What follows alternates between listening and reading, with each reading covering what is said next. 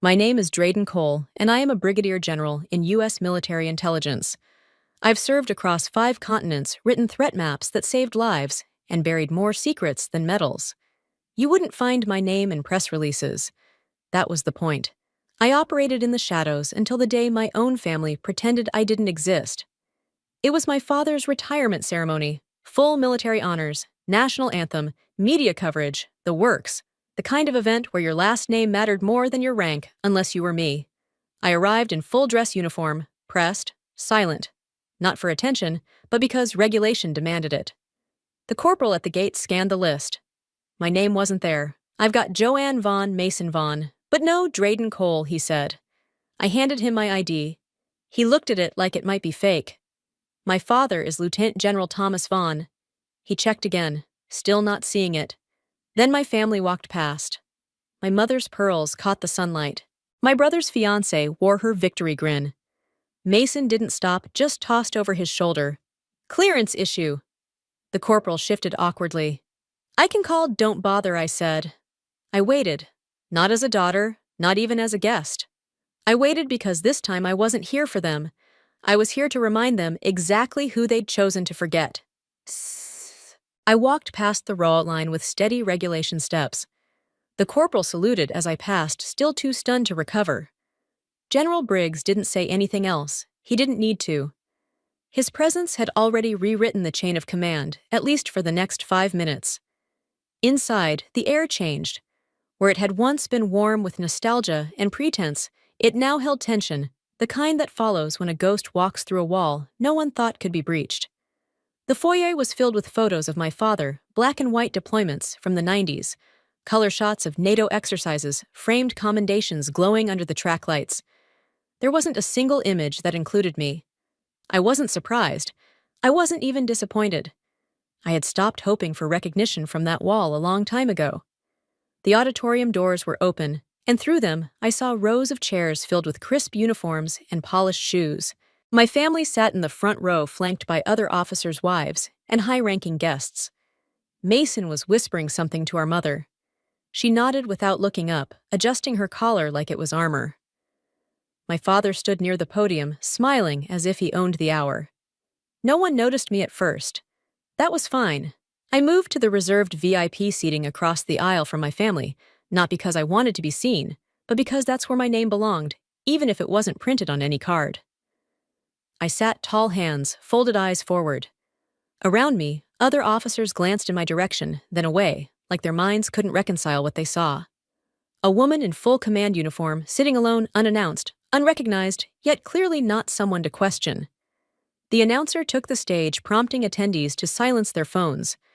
A few last-minute guests filed in whispering apologies as they found seats. The lights dimmed. A Navy vocalist sang the national anthem so flawlessly that even the room's air seemed to stand still. I saw Mason scan the crowd once. His gaze brushed past me, paused, then moved on. His jaw tensed slightly. Good.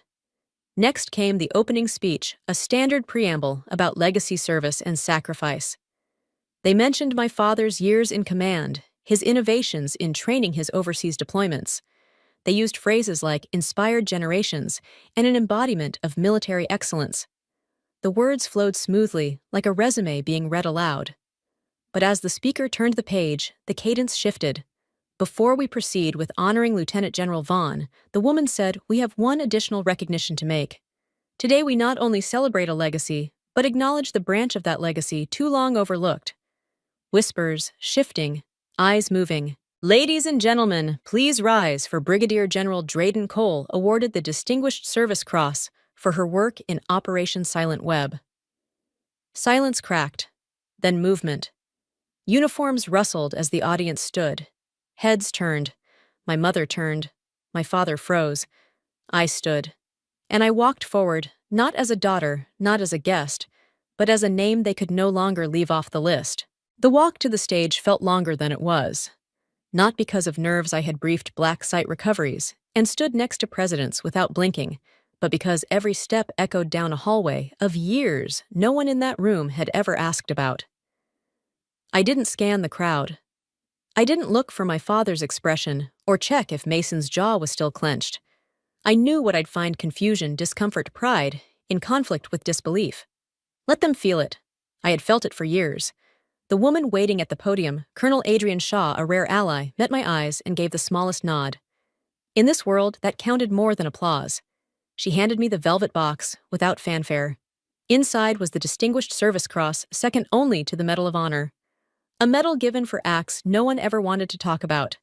It sat heavy in my palm the way memory does.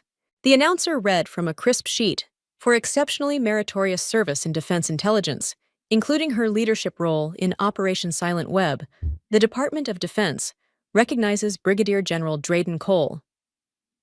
The rest blurred phrases about cross-agency cooperation, lives saved, threats dismantled. It wasn't the words that mattered.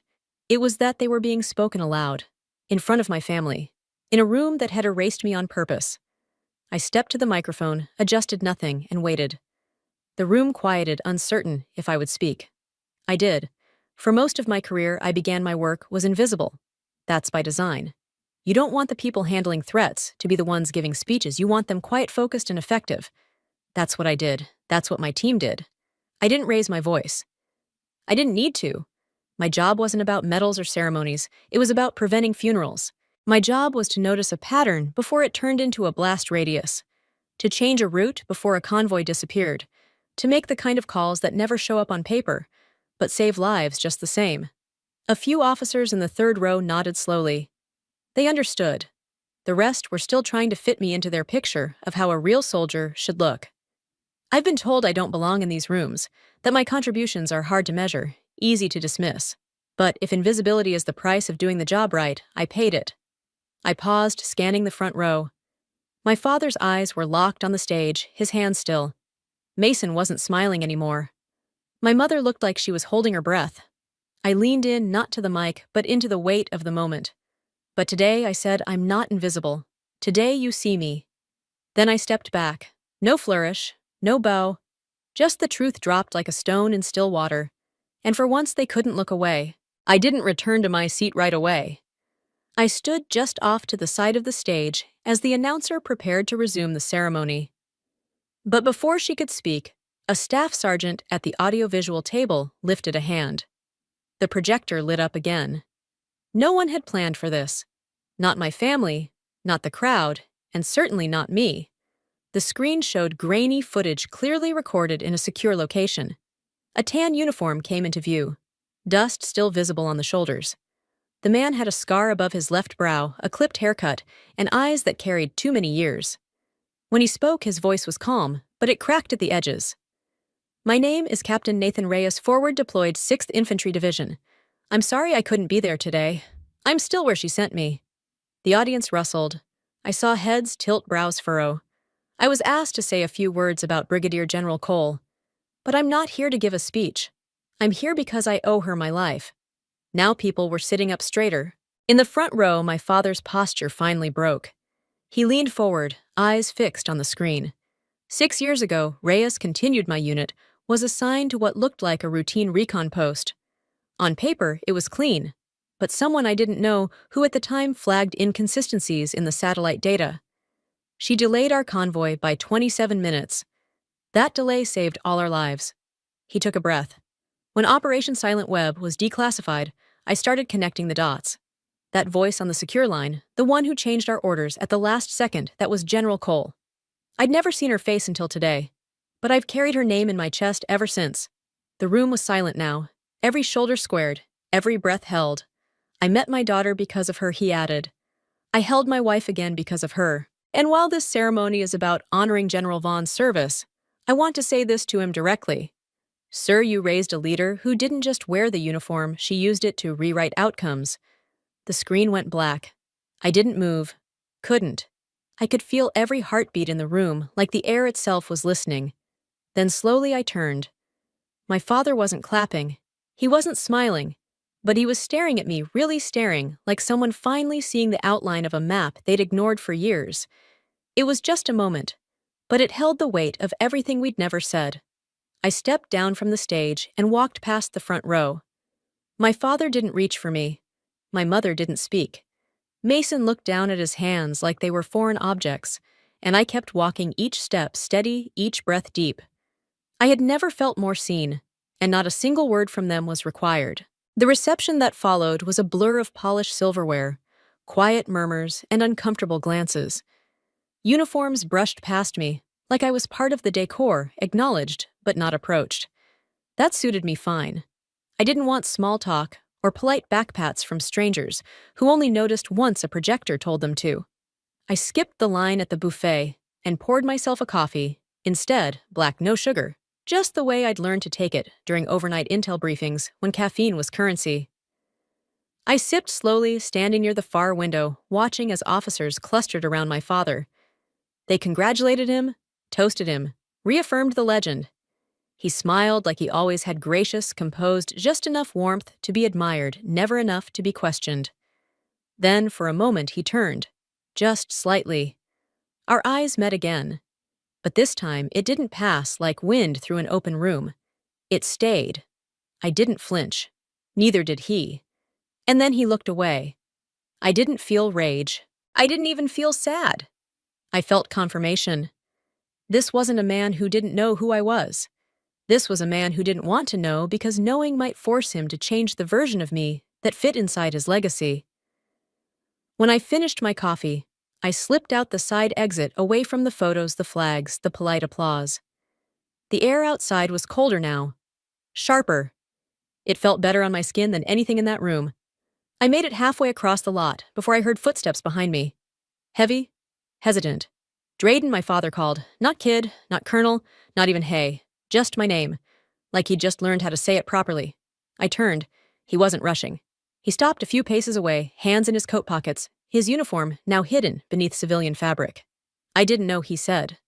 I let that statement float in the air between us. It was true and not true. You didn't want to, I replied.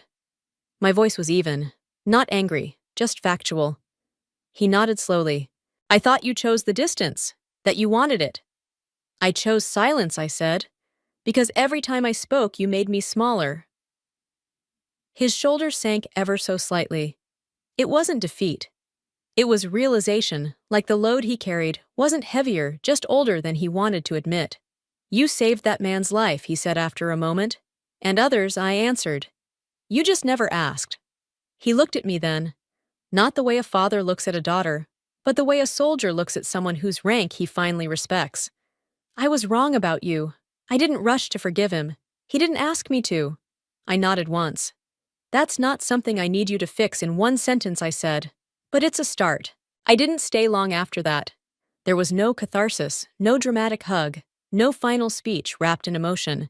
My father and I simply stood there for a moment longer. Two officers in the cold, each carrying legacies we didn't fully understand. Then he nodded again and turned back toward the building. He didn't look over his shoulder. That was his version of trust, or maybe surrender. I climbed into my rental car and closed the door. The silence inside was a familiar kind. Not hollow, not lonely, just clean. I rested my hand on the steering wheel, let myself breathe. Then came another knock at the window. Mason. He looked unsure, a little flushed, like he hadn't decided whether this was an apology or a defense. I unlocked the door without a word.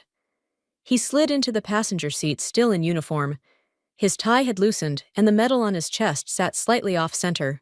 For once, he didn't fix it. I didn't know, he said. I stared ahead. That's been going around today. He exhaled slowly. I used to think you stayed away because you didn't care about any of it. About us. About Dad. About the family. I didn't answer right away. Then you never asked why I left. No, he admitted. I didn't. He rubbed his palms together, like the truth made him cold. Was it all real, he asked. The operation, the medals, the video. I turned toward him. Do you remember the Jordan training op 6 years ago, night jump, that got postponed last minute? He blinked. Yeah. Weather delay, they said. Not weather, I said. Missile chatter. I rerouted your entire division. His mouth parted slightly. Jesus, you're alive because someone behind a terminal was watching patterns no one else could see. He didn't speak for a long time. Then, quieter, almost like a question to himself, why didn't you ever say anything? I looked him in the eye. Because no one acted like they wanted to know. And this time he didn't argue. 6 months passed like water through cupped hands faster than I expected, but somehow still enough. I had transferred back stateside, settled into a quiet post near Quantico, where the work stayed sharp, but the stakes felt less like landmines. The apartment was small, uncluttered, with no family photos on the walls. Just sunlight, silence, and space. I liked it that way. Then, one Saturday morning, my phone rang. Blocked number. For a moment, I debated letting it go, but something told me not to. Drayden, my mother's voice, hesitant, almost soft. I paused. Yes, we got your address from Mason. I hope that's okay. It is. Another pause. She cleared her throat. Your father. Well, we were wondering if you'd like to come down next weekend. Just dinner, just us. I didn't say anything. I stared out the window, watching the sun break across the rooftops. You don't have to, she added quickly. It's just... He's been different. Quieter. Thinking more, I guess. Thinking about what? There was a long silence. Then you. The next Friday, a small box arrived at my office. No note. No return address. Just a brass compass in a velvet case, military-issued edges, worn smooth with use. On the inside lid, an inscription, to General Drayden Cole, for what you carried that no one saw. I didn't need a signature. I knew exactly whose it was. That weekend, I drove back to the town I once left without goodbye. The house hadn't changed. Same flagpole, same trimmed hedges, but the porch light was already on, and the front door opened before I knocked. My father stood there, not in uniform, not in command, just a man in a cardigan who looked like he'd spent 6 months practicing how not to say the wrong thing. Hey, kid, he said. I stared at him, searching for the edge in his tone. There wasn't one. Hey, I said. We didn't hug. We didn't need to. He stepped aside and I walked in. For the first time, it didn't feel like trespassing. It felt like arrival. Conclusion. Dinner was quiet in a way that didn't ache. No one talked about ranks or postings. My mother passed the mashed potatoes like it was any other Sunday, and Mason cracked a dry joke about his inability to make rice without setting off a smoke detector. We laughed, really laughed. It startled me how natural it felt. After dessert, my father disappeared for a moment and returned holding a thick photo album. Not the glossy kind from promotion ceremonies, but one with fogged plastic sleeves and bent corners. He slid it across the table to me. Figured maybe there's room to update this, he said. I opened it carefully. Photos from when I was 7. In one, I stood next to him on base, wearing an oversized helmet, saluting too seriously. Another showed me boarding the bus to basic training, eyes forward, duffel bag slung over one shoulder. I hadn't known anyone took that one. As I turned the pages, something shifted. Not forgiveness, not yet, but gravity. Like the story had started to rebalance itself. Later, as I stood by the front door, my father handed me a sealed envelope. I opened it once I got to the car. Inside was a single sentence typed on plain paper. I see you now. No signature. Just that. I didn't cry. I didn't need to. On the drive back, the road felt different. I didn't look in the rearview mirror. Not to check if they were watching. Not to relive anything. For once, I didn't need to prove I'd been there. I'd been seen. And maybe that's the quiet victory. No one claps for the kind that doesn't end with a salute or a headline, but with someone finally learning how to say your name without hesitation. Drayden Cole, General, daughter, whole.